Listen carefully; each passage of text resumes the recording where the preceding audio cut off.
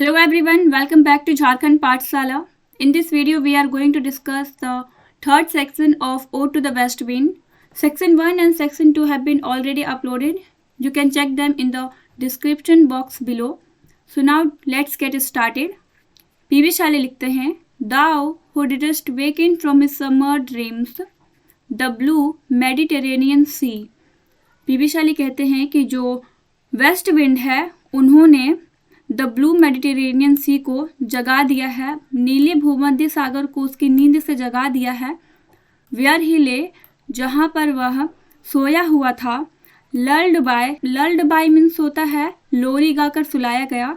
लल्ड by the coil of his crystalline streams, और जो नीला भूमध्य सागर था वह नदियों की क्रिस्टलाइन स्ट्रीम्स साफ सुथरी धाराओं के द्वारा सुलाया गया था. Beside a pumice isle in the Baiae's bay. PB Shelley कहते हैं कि जो नीला भूमध्य सागर था वह सोया हुआ था किसके बगल में, तो प्यूमिस आइल के बगल में. प्यूमिस आइल मीन्स होता है जो ज्वालामुखी के फटने से जो आइल बनता है, द्वीप बनता है, उसे ही प्यूमिस आइल कहते हैं. और BAIAE बे का मतलब है यह एक शहर का नाम है जो कि इटली के नेपल्स में है. और BAY बे का मतलब होता है खाड़ी. तो जो नीला भूमध्य सागर था वह प्यूमिस आइल के बगल में एक बे नाम का कुछ शहर है इटली में, उसके खाड़ी में सोया हुआ था. And saw in sleep old palaces and towers quivering within the waves intenser day.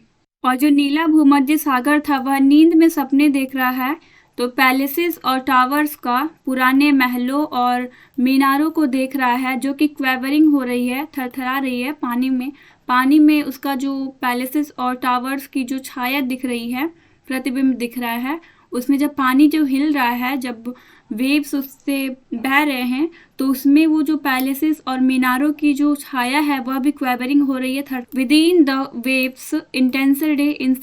Intenser day का मतलब होता है वैसा दिन जब बहुत तेज धूप निकला हो. गर्मियों में अक्सर ऐसा होता है, बहुत तेज धूप निकला होता है, तो उसे ही इंटेंसर डे कहते हैं. All over grown with azure moss and flowers so sweet the sense faints picturing them.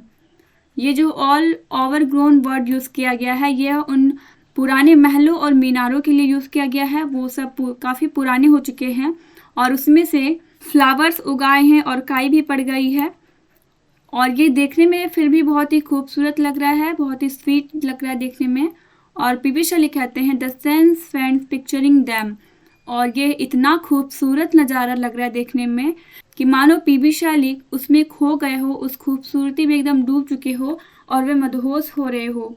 Thou for whose path the Atlantic's level powers cleave themselves into chasms. Poet P B Shelley कहते हैं कि जो west wind है उन्हें रास्ता देने के लिए जो अटलांटिक ओशन है वह खुद को चैज्म में ब्रेक कर लेता है, उस अपने आप को क्लीव कर लेता है चैज्म में, ताकि वेस्ट विंड पार हो सके. While far below the sea blooms and the oozy woods which wear the shapeless foliage of the ocean.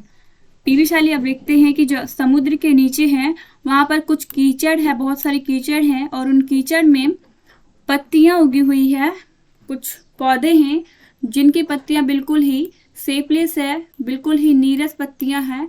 Foliage means होता है पत्तियां, ऑफ द ओशन, ओशन में जो ओशन की कीचड़ में जो पत्तियां हैं वो बिल्कुल ही नीरस है.